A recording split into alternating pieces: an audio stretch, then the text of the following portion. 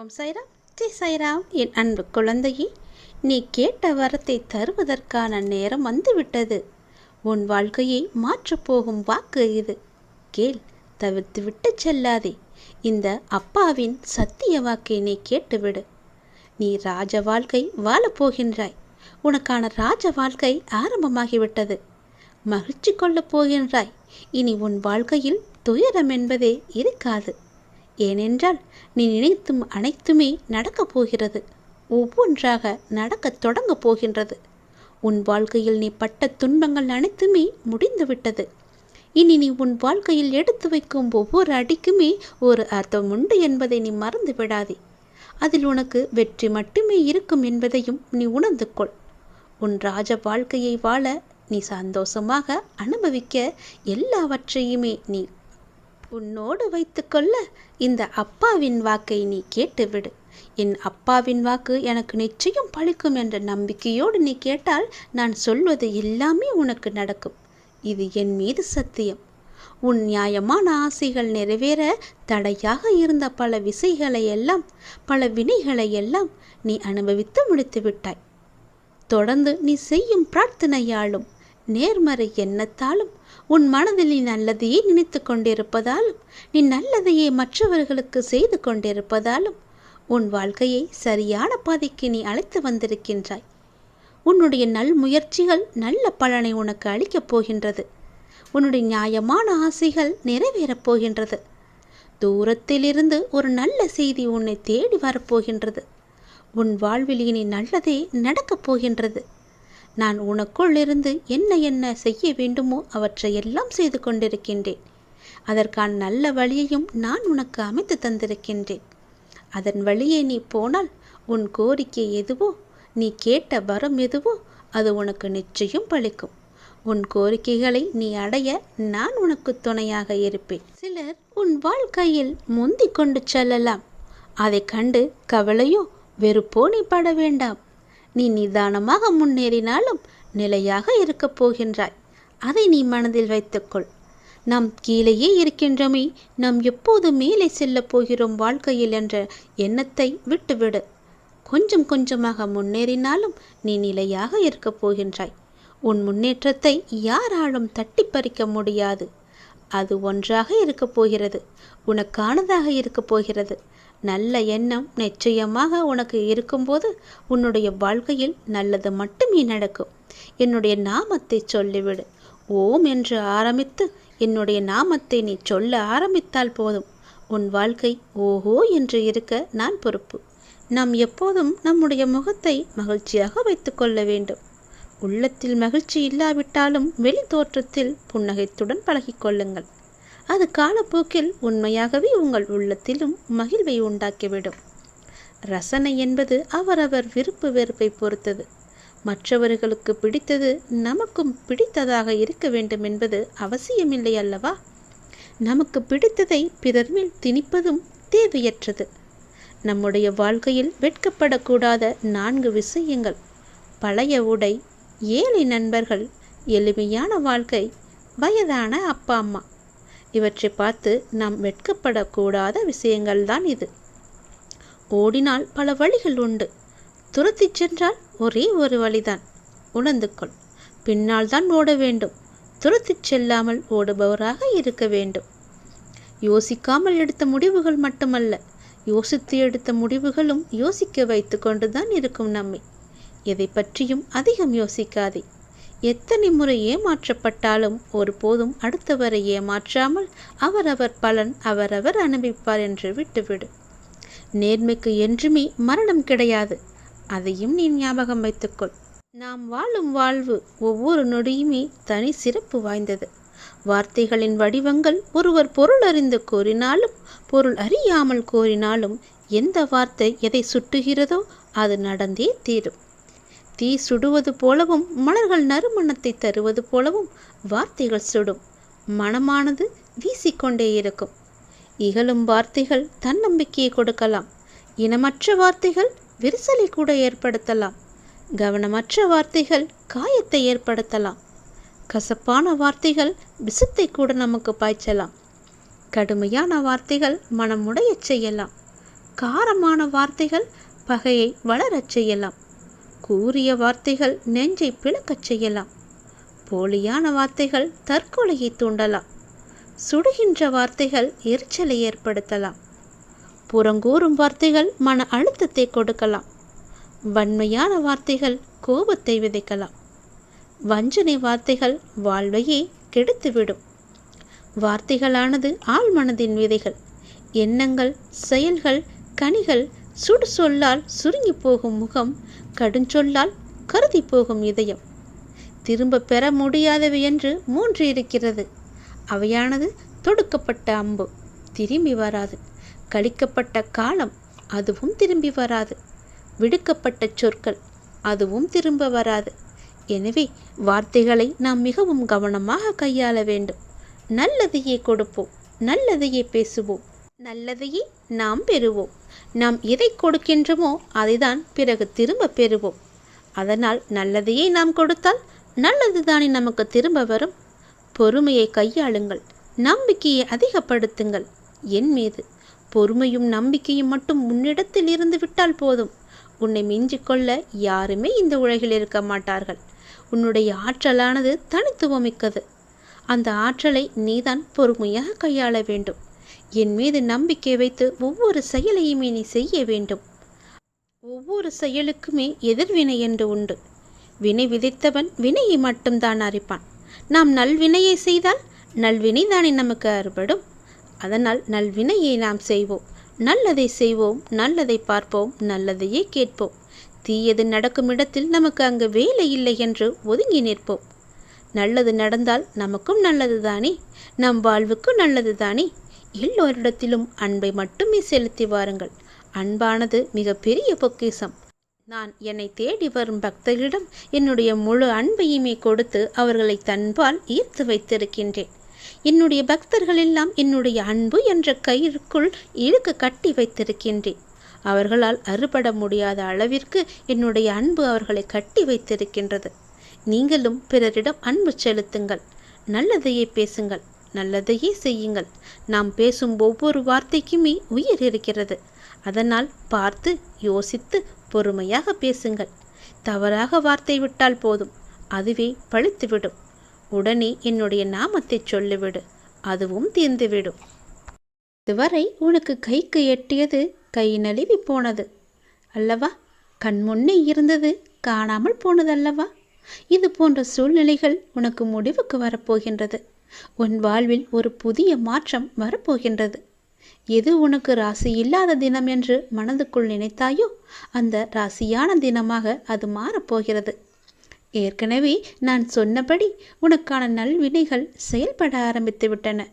சில விஷயங்கள் உனக்கு முட்டுக்கட்டையாக இருந்தாலும் உன் முன்னேற்றத்தை யாரும் தடுக்க முடியாது.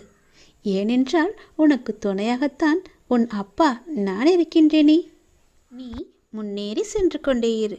எப்போதும் முன்னோக்கியே நடக்க பழகு. இப்பொழுது இருக்கும் உன் மனநிலையை குறித்து சிறிதும் அஞ்சாதே, அதிருப்தியும் அடையாதே. லட்சியத்தை அடைந்தே தீருவன் என்று உன் உள்ளத்தில் உறுதியை நீ உண்டாக்கிக்கொள். நீ செய்யும் செயல்களில் ஈடுபாடும் அந்த செயல் உனக்கு எவ்வளவு முக்கியமானது என்ற உணர்வும் இல்லையேல் நீ செய்வதெல்லாம் நேரத்தையும் வாழ்க்கையும் வீணடிப்பது மட்டுமே. எல்லாம் திரும்பி போனால் திரும்ப வராது. எதிலும் வெற்றி பெற இயலாது. நீ செய்யும் காரியத்தால் வாழ்க்கையில் ஏதோ ஒன்று சரியாகவோ தவறாகவோ நடந்தால் அதற்கு காரணம் எது என்பதை நீ முதலில் ஆராய்ந்து பார். அதை நீ திருத்திக்கொள். வாழ்க்கையின் சிறு விஷயங்களிலும் முழு ஈடுபாட்டுடன் இருந்தீர்கள் என்றால் அதில் நிச்சயம் நீ வெற்றி பெறுவாய். ஒரு புல் வளர்வதற்கு சிரமப்படுவதில்லை. உடலில் உள்ள இரத்தமும் மற்றும் வெள்ளை அணுக்கள் உடல் முழுவதும் சுற்றி கொண்டிருப்பதற்கு அது சிரமப்படுவதில்லையே. பூக்கள் மலர்வதற்கு சிரமப்படுவதில்லையே.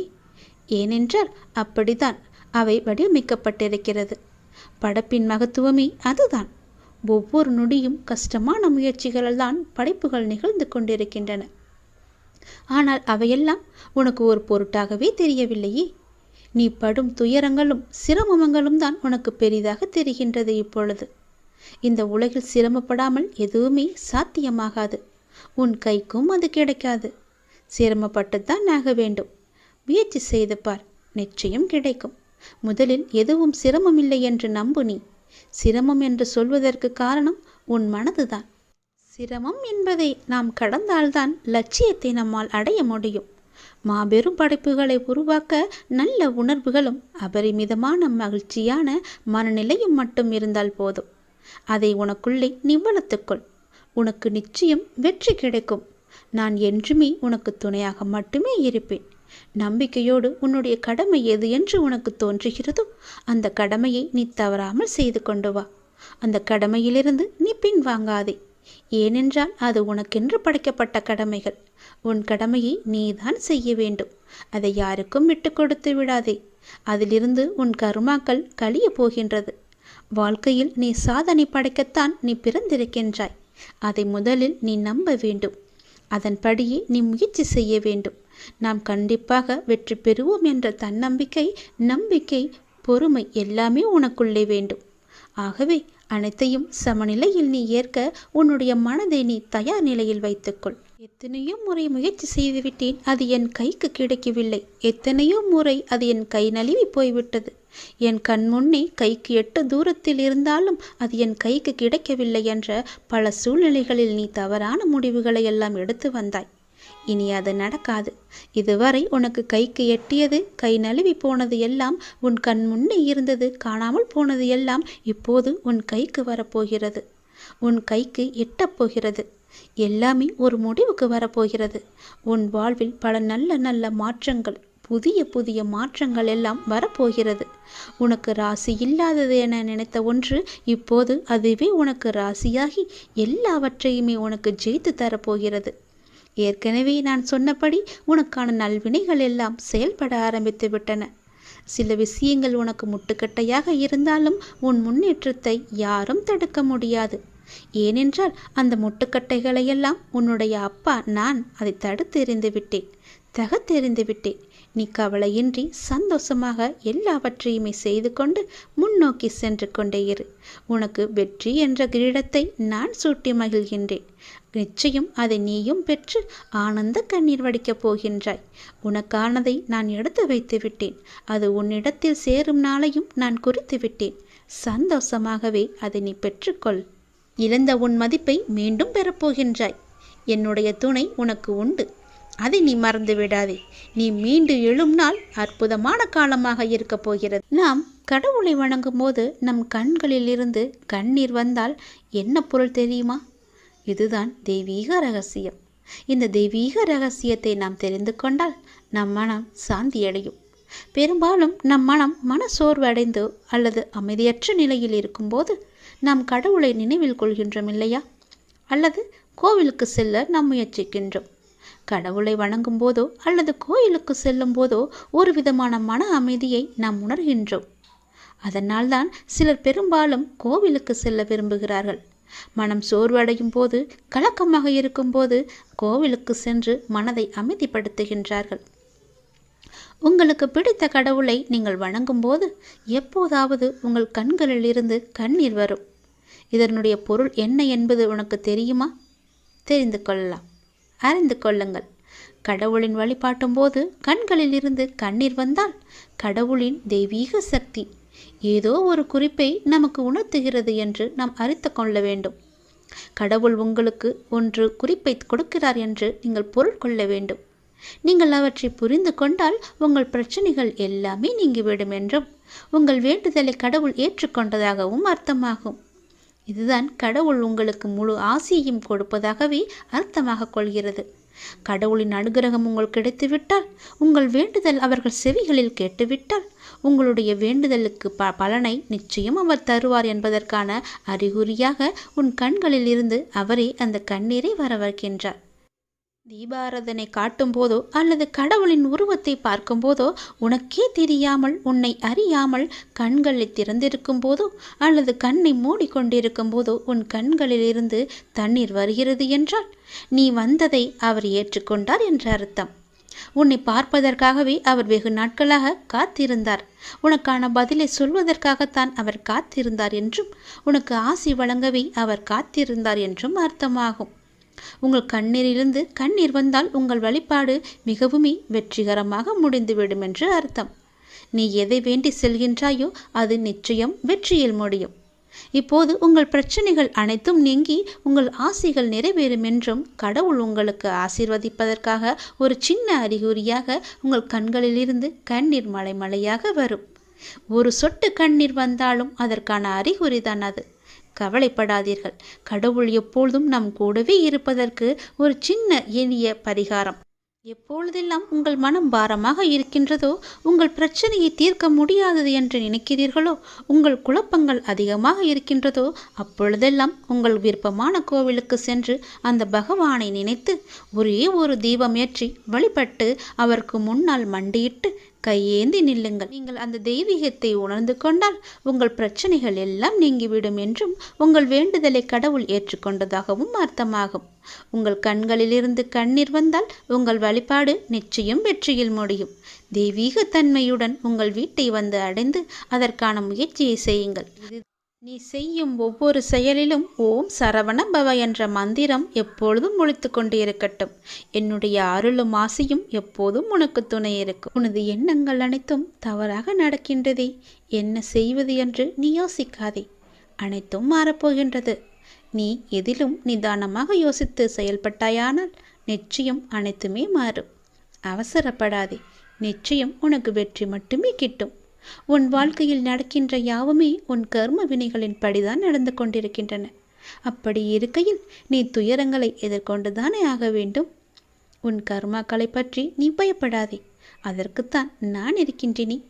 உன் கர்ம பந்தத்திலிருந்து விரிந்து விடுபட உன்னால் முடிந்த அளவு பிறருக்கு நன்மையை செய்.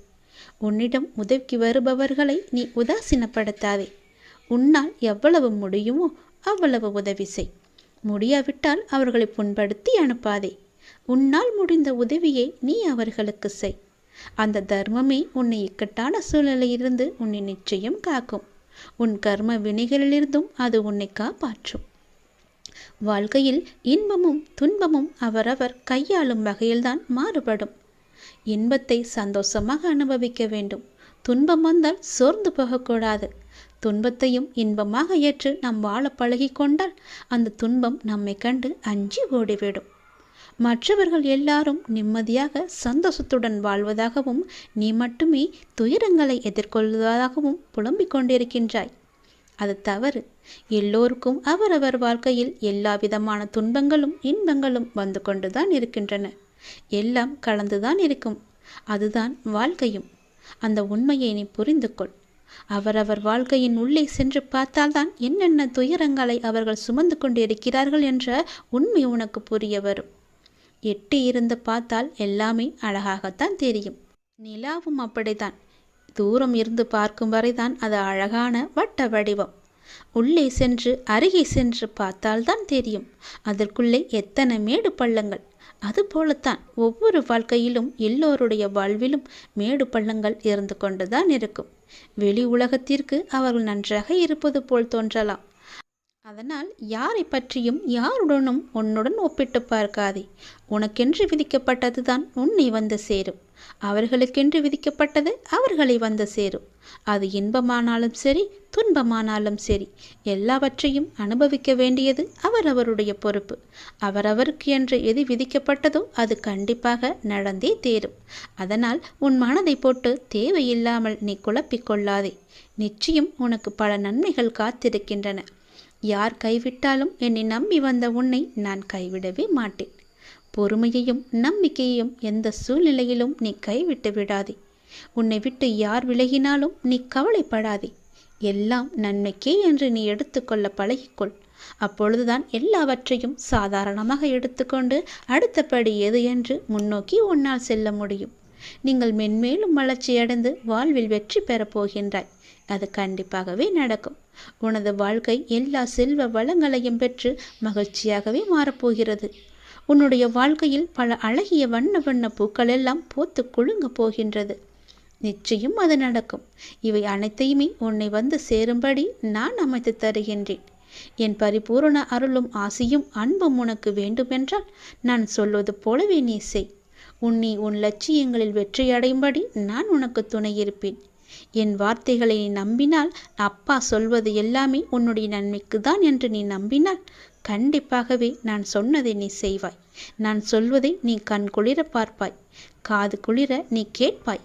உன் வாழ்வில் பல நல்ல மாற்றங்களை கொண்டு வருவதற்கே நான் இருக்கின்றேன் என்பதை நீ முழுமையாக நம்பு. உனக்கு எப்பேற்பட்ட இக்கட்டான சூழ்நிலை வந்தாலும் நான் இருக்கிறேன் என்பதை மட்டும் நீ மறந்து விடாதே. உனது எண்ணங்கள் அனைத்தும் தவறாக போய்கொண்டிருக்கிறது. அது மாயை என்ற வலையில் சிக்கிக்கொண்டு தவித்து கொண்டிருக்கிறது. உன்னை காப்பாற்றவே நான் இப்போது வந்திருக்கிறேன். நான் உனக்காக அவதரித்தவன். அனைத்தும் மாறப்போகிறது. எதிலும் நிதானமாக மட்டும் யோசித்து நீ செயல்படு. எது செய்தாலும் என்னிடம் சொல்லிவிட்டு செயல்படு. உனக்கு நல்லதாக நான் அதை மாற்றி காமிக்கின்றேன். எந்த கர்மா உன்னை நெருங்காமல் நான் பார்த்து கொள்கிறேன். எப்பொழுதும் எனக்கு துணையாக நீங்கள் இருங்கள் அப்பா என்று எப்போது என்னிடம் வந்தாயோ அந்த நொடி முதலே உனக்கான நல்லதுகளை செய்ய நான் ஆரம்பித்து விட்டேன். எது நடந்தாலும் நான் பார்த்து கொள்கிறேன். நீ தைரியமாக இரு. எல்லாவற்றையும் நானே பார்த்து கொண்டு அதற்கான பல வெகுமதிகளை தருகிறேன்.